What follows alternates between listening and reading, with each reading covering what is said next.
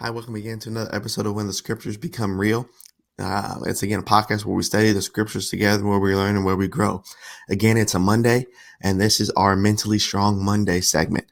And so, again, we want to talk about how can we strengthen our minds? What else can we do to make sure that our minds are strengthened, not only for the week physically, but also for the week with the challenges that we may have to face during the week. And so today, what we want to talk about is the challenge itself is the reward. The challenge itself is the reward. You know, when you think about life in general is tough. I've heard it said that life is very persistent. Life is tough and life will spit you back out if you give it the chance to. But, as Christians and as human beings, when we work so hard and we get so little, we want to quit. When our effort is here, when our effort is so high, when our works are so high for what we're trying to do, but we can't see the result, but the result is here, we want to quit.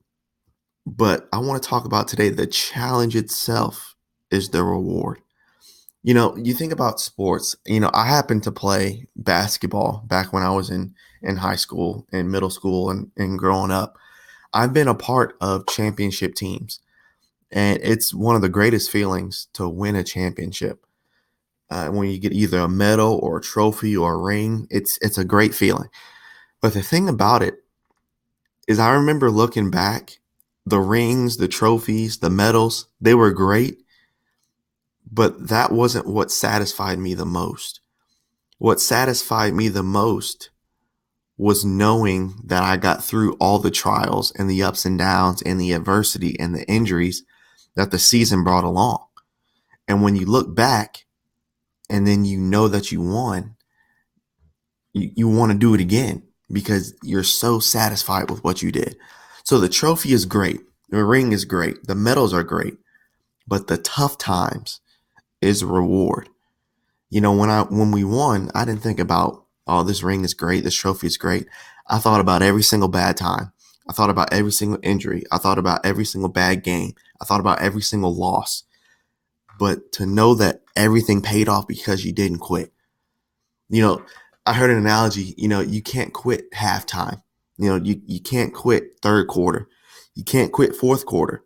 You're going to go through adversity in a game. No game has ever been perfect. You have to play the whole game. And in life, we have to do the same thing. In sports and in business and in any other aspect of life, sometimes we're relentless there. But spiritually, first time we face adversity, I want to quit. First time something doesn't go our way, I want to quit. And I understand that because I've been there myself. But you have to be mentally strong, and you have to remember that the challenge is the reward. I heard one speaker say this: in order to have more than most, you have to do more than most. In order to have more than most, you have to believe more than most. In order to have more than most, you're going to have to sacrifice more than most people are willing to sacrifice if you want more than most. You see, I think a lot of times in life, especially in our Christian walks, we seem so satisfied with where we are. Oh, well, I'm doing this. I'm doing this. I feel like I've reached my Christian peak. We can't be satisfied. And you think about Paul. Paul was never satisfied. Paul didn't say, hey, well, I was stoned here. I was almost killed here. I think I've had enough. I think I've done my share for the Lord. I hope the Lord is proud of me for what I've done for him, for what I've gone through for him. So I guess he's satisfied, and I guess I'll be satisfied too, because I've been through a lot personally for God. You see, that's what we do. So we equate doing a lot for the Lord for what has happened personally to us. We got to take ourselves out of it. So, like Paul was always thinking about the long term. I had a teacher once tell me this. I asked him a question one day, and he said, you can't look at the here and now. You can't look at everything happening right now in the moment. You have to develop the skill when life is hard. You have to develop the skill to look forward and to look in the future, not in the here and now. So long term, you have to know that all your hard work, you'll be rewarded. Long term, you have to know that consistency pays off, even if you don't see the reward. Even when you see others not giving the same consistency as you are, you have to keep going. Long term, it all pays off. So don't ever quit. I also heard, you gotta, in those moments when life is tough, in those moments when life is hard, you gotta keep learning. You gotta keep adapting. You gotta keep growing. You have to keep going. So you can't stay stagnant. See, stagnation hurts so many people. I'll tell you this one time, I had to have ACL surgery my sophomore year in high school. And I was ready to come back and play my junior year. But my mind was so messed up that I didn't want to feel that pain again. And so I was stagnant. And so instead of working out, instead of trying to get better, I ate more. I became lazy. I started to gain weight. Then I lost the drive to play, and I didn't play again because I was so stagnant about what happened. I didn't overcome that adversity. Now looking back, that has helped me, but I've learned such a lesson from that. When life gets you down, when certain circumstances get you down, when certain things seem impossible, when you feel as if you can't overcome it, that's the moment where you need to keep going. Because if you don't, you'll become stagnant. And the worst thing in life and the worst thing in the church is a stagnant Christian, is a very stagnant Christian. You see, because setbacks for that person, they always hold them back. They always think about the past. They always think about what went wrong.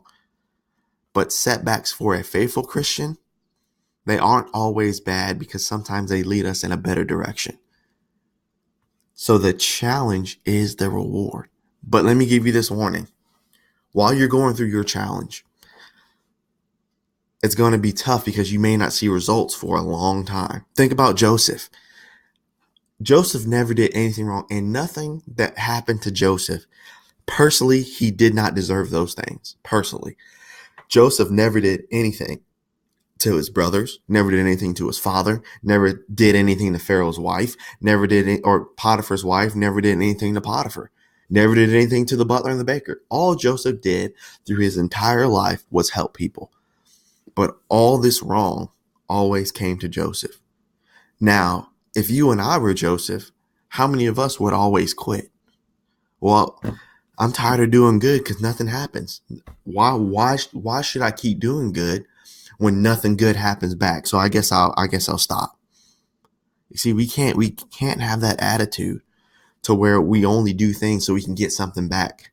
You can't do that because you'll be disappointed in life. I'll tell you that.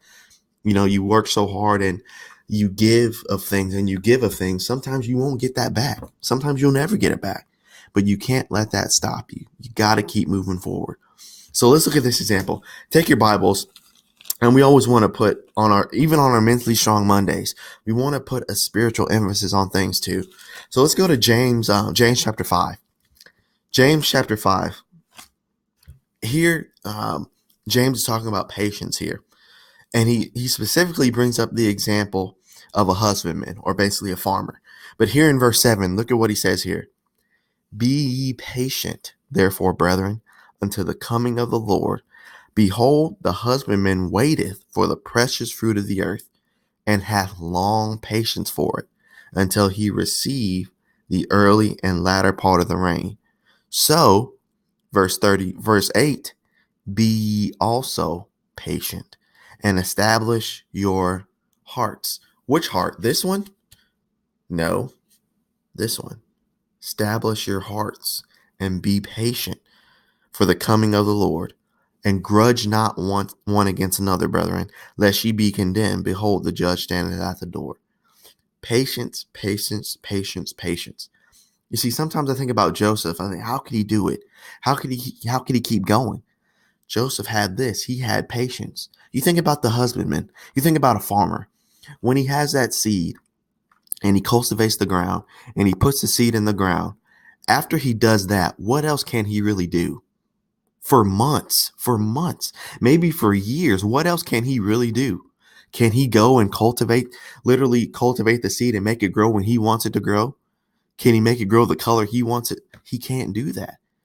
All he can do is plant the seed, and he has to wait until the right season. So for you and I, in our life, sometimes we just got to bury some things and wait for our season to come. But here's the thing about waiting for your season. You really have to trust God if you're going to go that route. Because this is what happens when things don't happen in our time, in a week, in a month, in a year. When things don't happen the way that we want it to happen, then we're like Abram and Sarai, and we try to rush the process. Well, I guess I can't get this, so I guess I'll go find it out on my own. I guess I'll go do this on my own. You can't do that. And I know it's tough to wait because you have no idea, or you don't even know if that thing is going to happen to you. But you have to trust God that he knows what's best. Just like the husbandman with that seed, he knows, and he'll wait and he'll wait and he'll wait. And then it grows. And then he gets the fruit. For you and I, we have to wait and we have to wait and we have to wait. And during that waiting time, that's time for us as individuals to grow our character. Time as individuals to grow our integrity. Time as individuals to grow ourselves as individuals. Time as individuals to grow our personal relationship with God. I know it, especially as a young person, especially if you're a young person listening, that's really something you don't want to hear. You know, I know that as young people, and even as college ages myself, you always feel like you have to find a way. You always feel like you have to do something in order for something to happen. But you have to ask yourself this question. Do I trust me and my own wisdom, or do I trust God's? And that's a tough battle that you're going to have to face within yourself sometimes. But again, like we said, long term, you can't think about the here and now. You can't think about what you don't have here and now. Can't think about, all the things that are going wrong in the here and now. You got to think long term. You got to think long term. If I stay consistent with what I'm doing, consistency always pays off.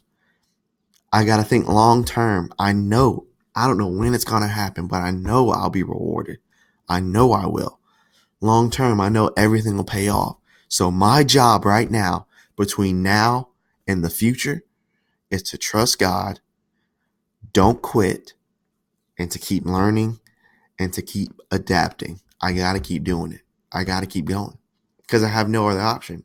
I can either do that, or I can let whatever challenge I have in my life and whatever challenge you have in your life, I can let that set me back, and I can let that stagnate me. Can't do it. You got to keep going. So when we get to heaven, the challenge, that's the great thing about winning, especially on this earth. When you win a championship, when you win, you think about every single bad time. You think about every single person that doubted you. You think about every single person that doubted the team. You think about every hater. You think about every single person that you wanted to prove wrong. Now that's in the sports term. That's just in the sports realm. All that I just said, that's just sports. We're not talking about Christianity. But in Christianity, you think about personally all the adversity that you went through. You think about personally all the tough times that you had. But you knew that you didn't quit.